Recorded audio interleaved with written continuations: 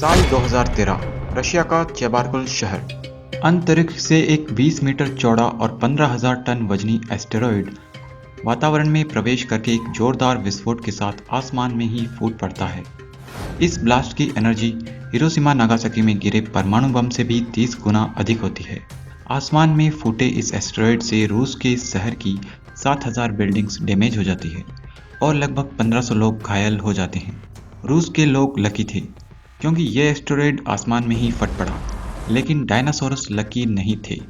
आज से 6 करोड़ साल पहले पृथ्वी पर एवरेस्ट जितना बड़ा एस्टेरॉयड गिरा था, जिसने धरती पर मौजूद सभी डायनासोरस को खत्म कर दिया था। हमारी पृथ्वी पर बने हजारों क्रेटर्स इस बात के गवाह हैं कि करोड़ों वर्षों में पृथ्वी ने अनेकों उल्कापिंडों के हमले अपने सीने पर सहन किए हैं। आज भी पृथ्वी पर हर दिन 2.5 करोड़ छोटे मीटेरॉइड्स और स्पेस डेब्रिस पृथ्वी पर गिरते रहते हैं। हर साल 15,000 टन का मलबा अंतरिक्ष से पृथ्वी पर छोटे छोटे एस्टेरॉइड्स और स्पेस डेब्रिस के रूप में गिरता रहता है। ऐसे में पृथ्वी पर कोई बड़ा एस्टेरॉइड गिरने के चांसेस भी कम नहीं हैं। क्या होगा अगर आज पृथ्वी पर एवरेस्ट जितना बड़ा एस्टेरॉइड गिरने वाला हो? क्या हम अपनी टेक्नोलॉजी से इस एस्टेरॉइड को रोक सकते हैं? एस्ट्रोनॉमर्स ने अब तक पृथ्वी के पास 890 एस्टेरॉइड्स ऐसे खोजे हैं जो 1 किलोमीटर से ज़्यादा बड़े हैं, जिनसे फिलहाल पृथ्वी को कोई खतरा नहीं है। लेकिन एक 140 मीटर चौड़ा एस्टेरॉइड अगर पृथ्वी पर गिरता है तो वह अमेरिका के कुछ बड़े राज्यों को तबाह करने की क्षमता रखता है।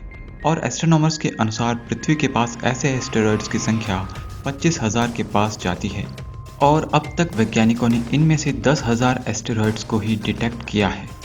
बाकी 15,000 एस्टेरॉइड्स की दिशा किस तरफ है, इसे अभी तक जाना नहीं गया है।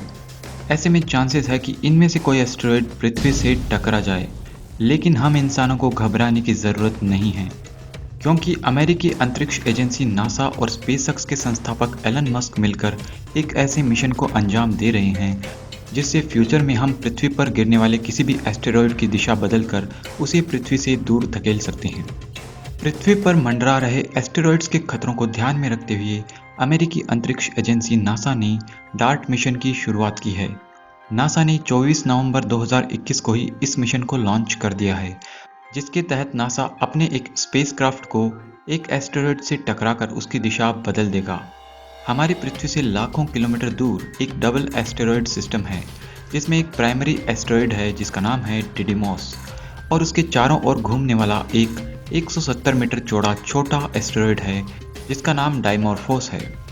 नासा ने अपने एक स्पेसक्राफ्ट को 24 नवंबर 2021 को इस एस्टेरॉइड की ओर लॉन्च किया है, जिसे एलन मस्क की कंपनी स्पेसएक्स के फाल्कन 9 रॉकेट के साथ लॉन्च किया गया है। नासा के प्लान के अनुसार नासा का 1 टन वजनी स्पेसक्राफ्ट इस एस्टेरॉइड के मून डाइमॉर्फोस से 6 किलोमीटर प्रति घंटे की रफ्तार से जाकर टकराएगा। यह टक्कर इस एस्टेरॉइड के ऑर्बिट को हल्का सा बदल देगी।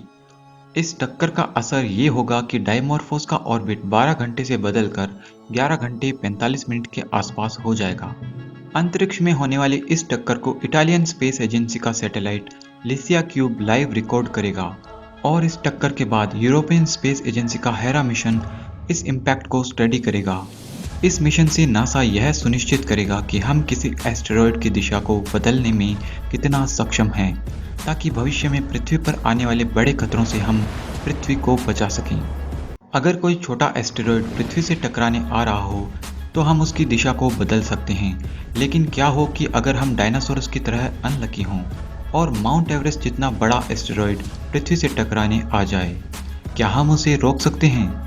वैज्ञानिकों के पास इसका भी एक प्लान है। अगर कोई बड़ा एस्टेरॉइड पृथ्वी की तरफ बढ़ता है तो पृथ्वी से टकराने वाले बड़े एस्टेरॉइड को रोकने के लिए नासा, इसरो और सभी स्पेस एजेंसीज को मिलकर न्यूक्लियर वेपन्स का प्रयोग करना पड़ेगा और इसके लिए पृथ्वी की तरफ बढ़ने वाले किसी एस्टेरॉइड पर न्यूक्लियर अटैक यानी परमाणु बम से अटैक करना पड़ेगा।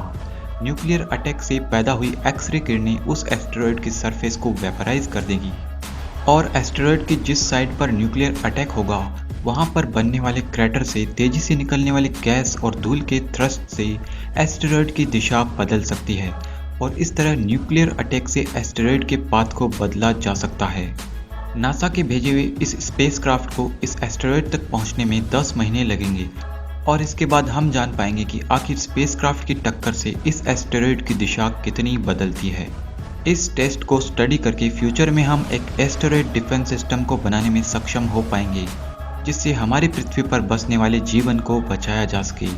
तो फ्रेंड्स, पृथ्वी को एस्टेरॉयड से बचाना कितना इम्पोर्टेंट है, इस बारे में आप क्या सोचते हैं कमेंट में मुझे ज़रूर बताएं। मैं मिलता हूं आपसे किसी अगली वीडियो में, तब तक के लिए बाय।